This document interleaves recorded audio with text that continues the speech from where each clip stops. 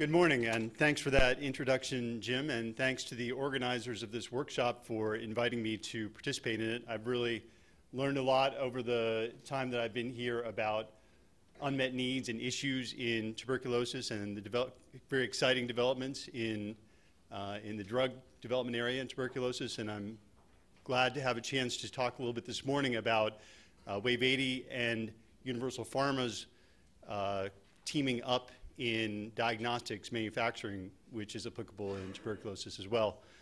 So over the past 2 decades, pharmaceutical and medical device and medical diagnostics manufacturing has truly begun to blossom in sub-Saharan Africa and other parts of the world with high burden of tuberculosis and HIV disease. So today, for a Western diagnostics or pharmaceutical company to look for partnerships among the many world-class manufacturing operations that are in these countries in sub-Saharan Africa and Latin America doesn't need to be motivated by any high-minded ideals about sustainable economic development. Instead, it can and should be motivated by hard-headed business priorities, by achieving maximum market penetration, by optimizing gross margins, the same factors that drive all other aspects of business decision-making. And so the sustainable economic development part, of course, can be a corollary benefit, but again, that need not and should not be the driver. So today, in the next few minutes, I'll make a case for looking to in-country manufacturing for molecular diagnostics products. I'll do that by talking about the process that was developed at the molecular diagnostics firm Wave 80 Biosciences around its HIV molecular product. Wave 80 also has development pipeline products in tuberculosis, so more relevant to the crowd in this audience. And then I'll be glad to turn the microphone over to my good friend Paulu Dahani, who will speak about and make an even better case for in-country manufacturing, since he represents Universal Pharma, one of the shining stars of the manufacturing industry in sub-Saharan Africa.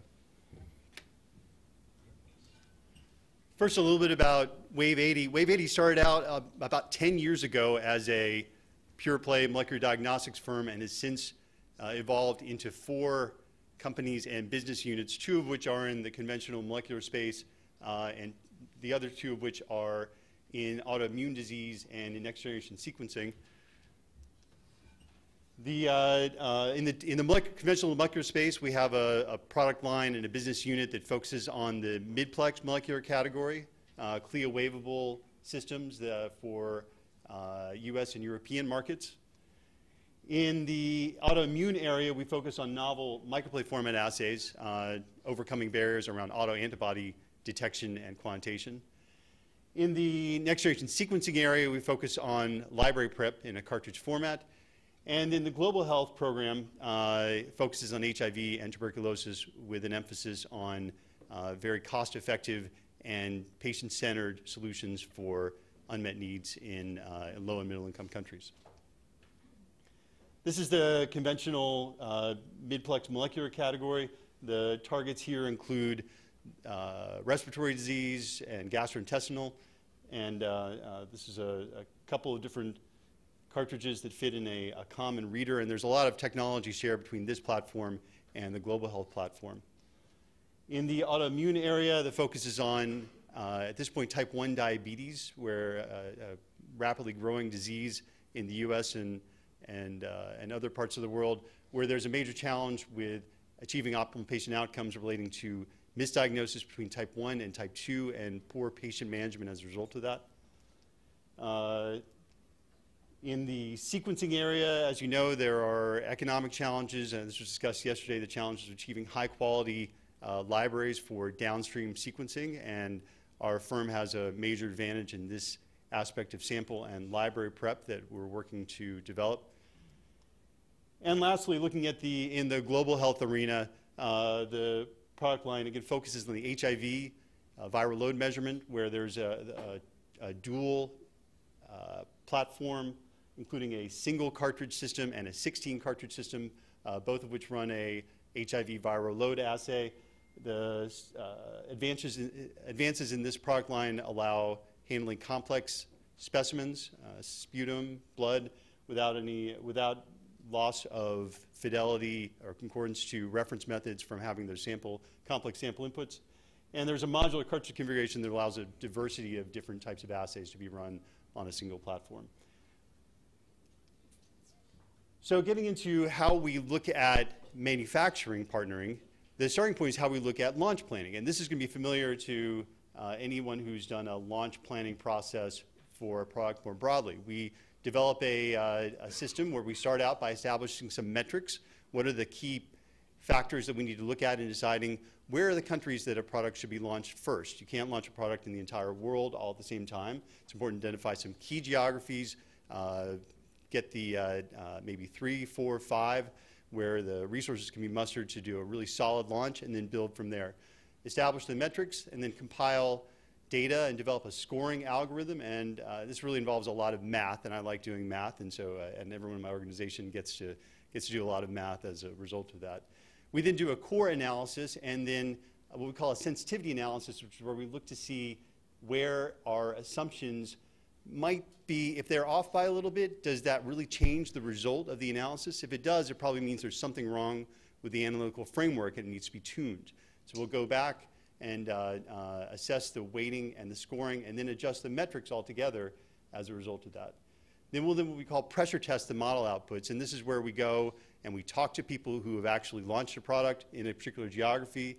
We'll go out and we will start to identify partners in a target launch country to see what's it going to take to actually get the product into distribution lines, what kind of sales and service and support models can be followed, and resources can be brought to bear.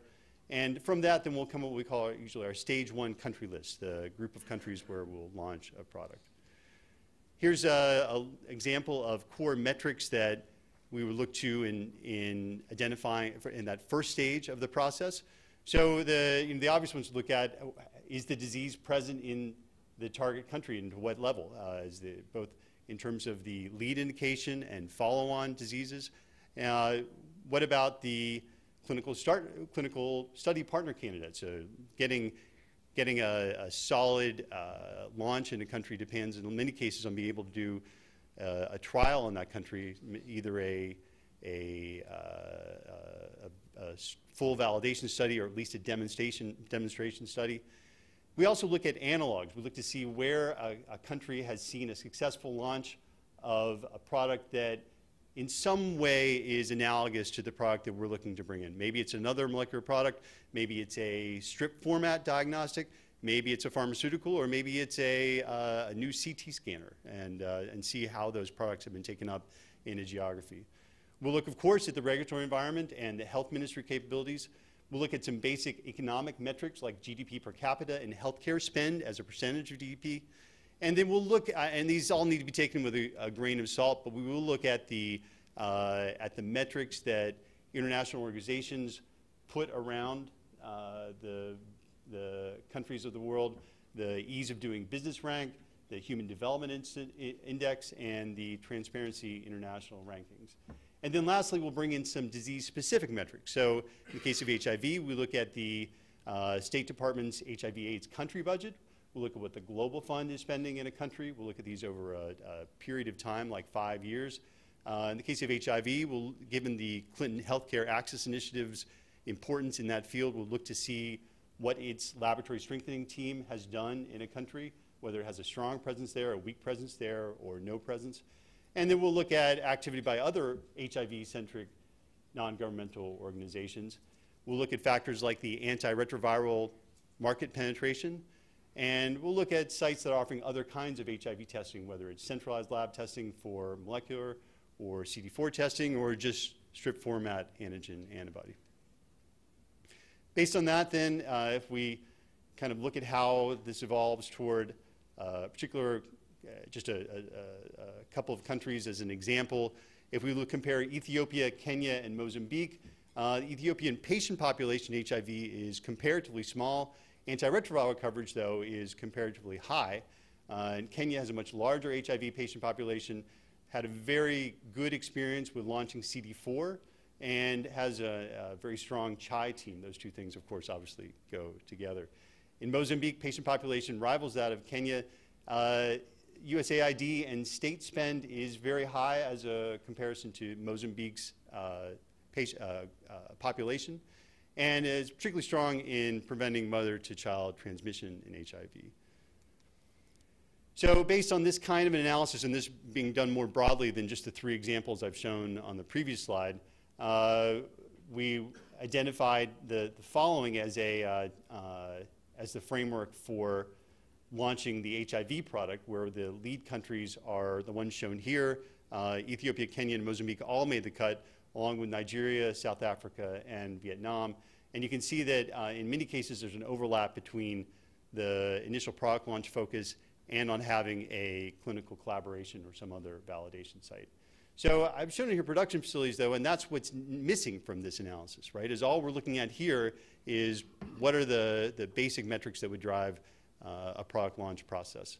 To modify the framework to include manufacturing partners, we would go back and establish manufacturing inclusive metrics and redo the compilation of data and the scoring system and the entire process outlined earlier for launch planning only, but with manufacturing factored in. And the thing that's being manufactured is shown here. It's a disposable cartridge, about 35 millimeters on a side cube. And so we'll go through and do the same process. And now we've added a different set of metrics that have to do with the in-country manufacturing partner prospects.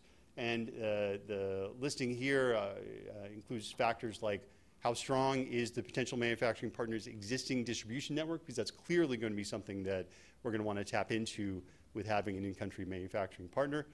We'll look at the degree to which the inclusion of an in-country manufacturing partner might allow shelf life suboptimalities to be addressed, especially if there's a product where the shelf life is less than 2 years, things sitting in a warehouse for 60 or 90 days. Having a manufacturing partner that is located right next to a large fraction of the patient population, the customer base, can be a big, big plus.